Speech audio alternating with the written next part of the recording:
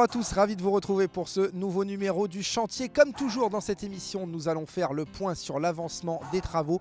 Nous en sommes au stade des finitions, vous l'apercevez, ce stade derrière moi, il est quasiment terminé. On pose même un totem et des signalétiques. Nous allons rejoindre, comme toujours, Thomas Niklaveski, chargé de communication pour le nouveau stade de Bordeaux. Bonjour Thomas. Bonjour Olivier. Alors expliquez-nous tout. Déjà, ce qu'on aperçoit juste derrière nous, c'est un totem, on appelle ça comme ça. Alors là, il est tout blanc, mais il va être décoré et les gens vont pouvoir se repérer grâce à ça.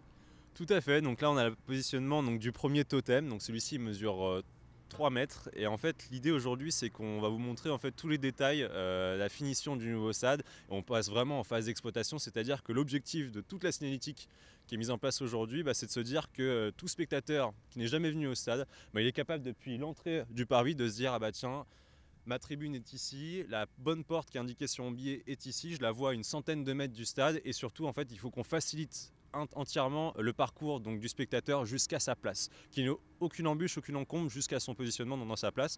On a donc un totem ici qui fait 3 mètres, mais un peu plus donc au sud, vous avez donc 2 totems qui font 5 mètres de haut. Et là pour le coup, ça suit vraiment le trajet depuis donc, les parkings et depuis le parking de stationnement, enfin depuis l'arrêt de tramway, où on voit ces 2 totems de 5 mètres pour accéder au niveau de la volée ouest qui est devant nous.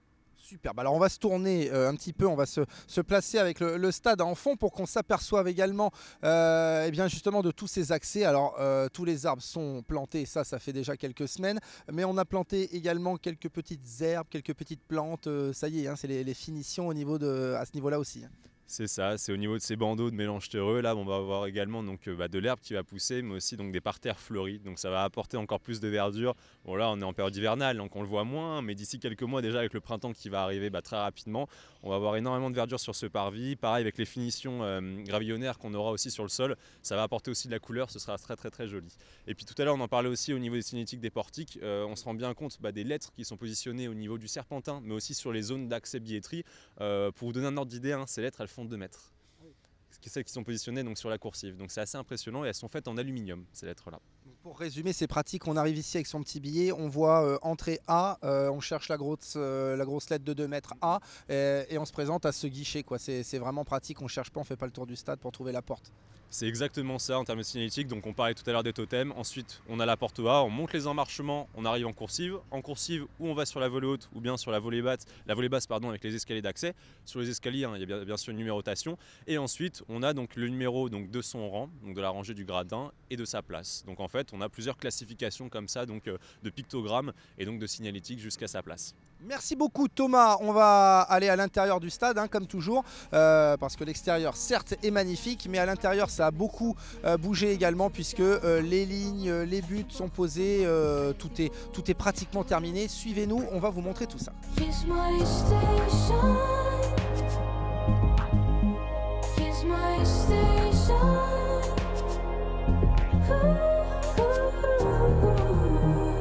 And if you say just follow, I stay with you. Here's my station. Here's my station.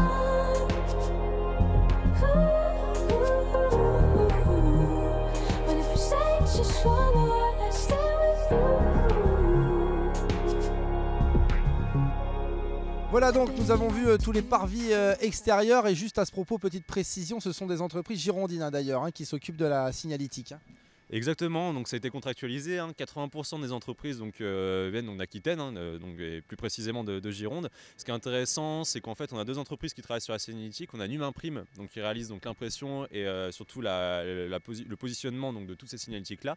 On a également Franck Talon qui était le graphiste qui nous a fait toutes ces signalétiques, les pictogrammes. Et on a surtout aussi une entreprise en insertion professionnelle, donc c'est CVSI, qui est aussi une entreprise de Gironde et qui a travaillé aussi sur tout ce qui est les pochoirs et la peinture de la signalétique qu'on verra un peu plus tard aussi dans les gradins hauts et les gradins bas.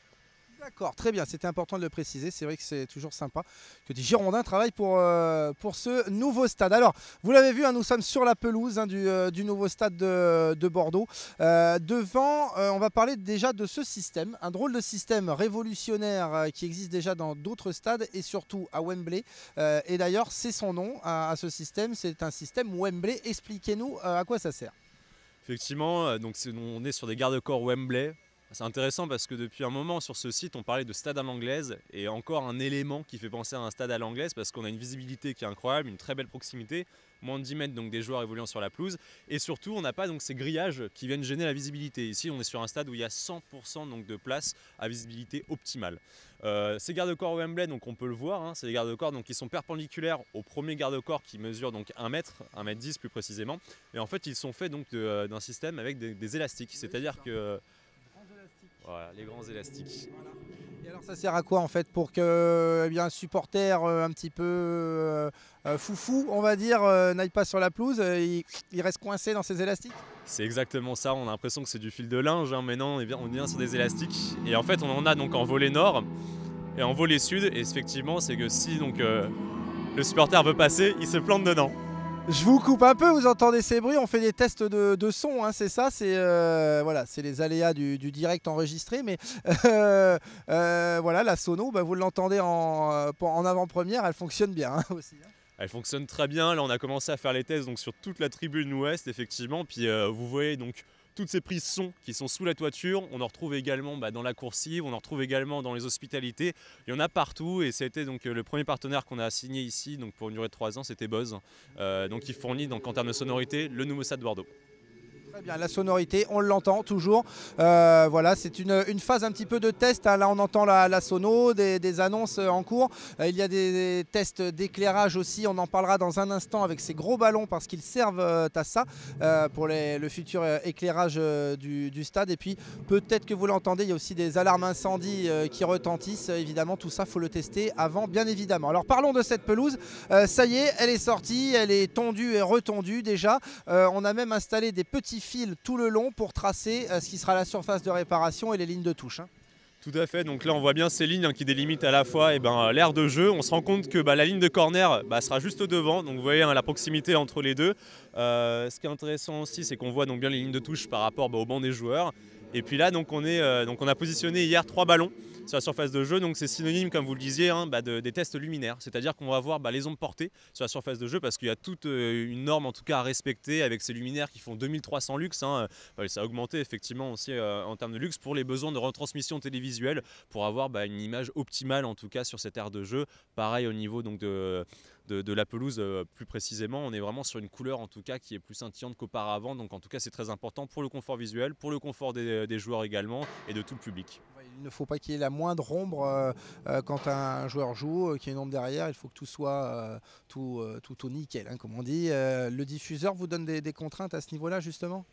Des contraintes, non, effectivement. Après, on est plus sur des normes, les normes UEFA, les normes de la fédération et de la 3F, les normes aussi de la LFP, effectivement, qu'il faut respecter absolument parce que ça évolue aussi à ce niveau-là. Et comme je vous le disais, ces droits de transmission télévisuelle, c'est très important en tout cas. Et puis voilà, même pour le confort du joueur. Vraiment, il ne faut pas qu'il y ait de gêne, qu'il y ait de luminosité qui arrive trop forte dans la figure. Donc vraiment, c'est important de penser à toutes ces normes-là, à toutes ces petites caractéristiques qui font qu'il faut un confort optimal. Alors nous sommes vraiment sur le côté de la pelouse, on n'a d'ailleurs toujours pas le droit de marcher dessus, hein, il ne faut pas l'abîmer, mais ça nous arrange parce que vous le voyez, les buts étaient il y a encore quelques jours positionnés, hein, il y a déjà les trous, tout est positionné, mais ils ont été enlevés peut-être pour les besoins de traçage justement ou pour les lumières et les ballons, et ces buts ils sont juste à côté de nous, nous sommes dessus, hein, vous apercevez voilà, ce poteau, un des poteaux, on espère qu'il n'y en aura pas beaucoup des poteaux, ou plutôt pour les équipes adverses en tout cas, voilà, du poteau standard, hein, j'ai envie de dire. Du poteau standard, effectivement, je vous le disais, on reste sur les normes. On a donc l'UEFA qui est venu récemment aussi pour contrôler surtout toute la signalétique des places, la visibilité également des places. Et c'est pour ça, pour la visibilité, qu'on a mis en place donc, les poteaux pour voir effectivement en fonction donc, des volets basses, de voir s'il y avait une gêne sur les premiers rangs de gradins. Donc en tout cas, on aura bientôt le rapport de l'UEFA, mais ils étaient en tout cas très satisfaits déjà de leur visite. Donc c'est une très très bonne chose aussi à ce niveau-là. Et simplement pour revenir sur les garde-corps, on va rester aussi sur l'univers des entreprises girondines, mais c'est RS Affaires qui a bossé sur tous les garde-corps. Donc il y a à peu près 300 mètres de main courante au nouveau stade de Bordeaux. On est aussi sur 500 mètres de garde-corps vitrés, donc ça va très vite. Et effectivement, c'est important de citer ce genre d'entreprise. Oui, on précise donc qu'ils seront sur les 2 virages seulement, hein, nord et sud. Autre précision, peut-être la dernière là, avant de prendre un petit peu d'altitude. Les bancs de touche, hein, ça y est, les sièges sont posés. On a opté pour un petit gris. Tout à fait, bah, vous avez pu le voir, hein, c'est coordonné avec cet ouvrage donc, qui est assez, qui est vraiment moderne, qui est vraiment dans l'ère moderne. Ce que vous me disiez justement sur le banc des joueurs, on est sur le siège, donc la marque The Box Seat, toujours, hein, qui est une marque anglaise aussi qui a fait beaucoup de ses preuves. Et on est sur le modèle 990 en termes de siège. Et là, la petite distinction, c'est qu'on a les mêmes pour les protocolaires.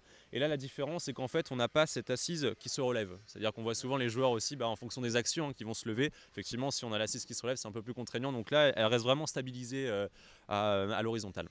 D'accord, bon bah si vous voulez un petit siège sympa pour chez vous, catalogue le 990, hein, c'est celui-là qu'il faut prendre. Thomas, on va se balader un petit peu encore dans le stade et on va voir une belle vue d'ensemble de cette nouvelle pelouse. A tout de suite. Je ne tiens pas debout, le ciel coule sur mes mains. Je ne tiens pas debout, le ciel coule sur, ça ne tient pas debout, le ciel coule sur mes mains, ça ne tient pas debout. Sous mes pieds, le ciel revient.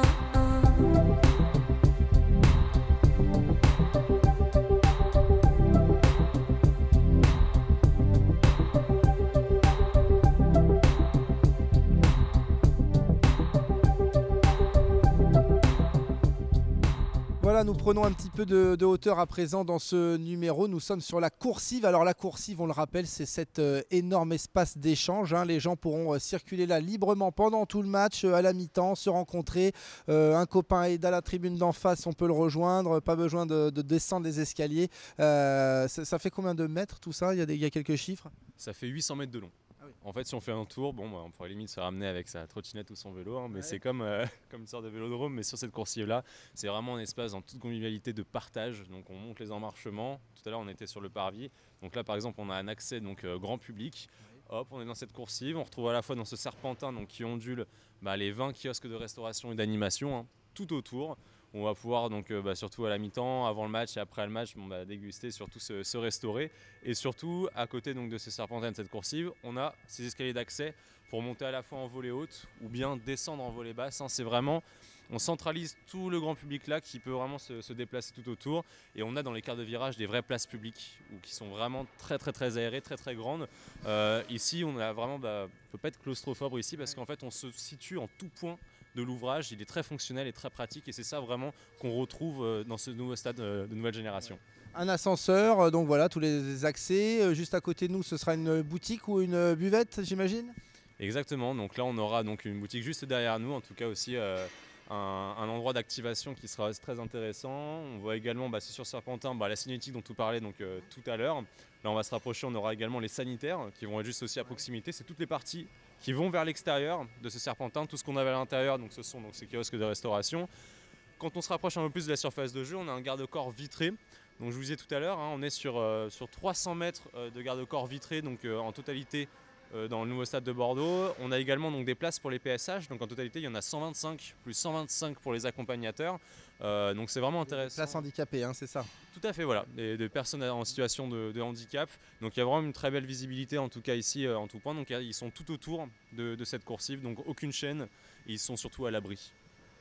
Prochaine étape, Thomas, pour ce chantier, on l'a vu, ce ne sont que des finitions. Alors, dans certaines loges, on vitrifie un peu les parquets, dans certains salons aussi. Ça va être quoi la prochaine grande étape, s'il y en a une? La prochaine grande étape, on parlait un petit peu tout à l'heure des poteaux, on aura le traçage des lignes qui va arriver très prochainement. Là du coup, on a parlé tout à l'heure de ces aspects donc détails d'exploitation hein, qui sont comme les pictogrammes et la signalétique. Ensuite, donc, on finit de vitrifier je vais y arriver, hein, mais tous les sols dans le niveau des hospitalités. Là, on va surtout mettre en place le mobilier. Donc ce sera aussi une très belle avancée parce que maintenant, on aménage tout ce qui se passe à l'intérieur donc de tous ces bâtiments, que ce soit donc, au niveau des zones médias, donc auditorium, donc salle de presse, que ce soit au niveau de la zone mixte aussi, donc zone des joueurs, des vestiaires, comme vous le disiez justement tout à l'heure, et puis ensuite des salons et des loges du nouveau stade. Merci beaucoup Thomas, une fois de plus pour cette visite de chantier. On se retrouve dans un mois pour un nouveau numéro. D'ici là, portez-vous bien. Salut.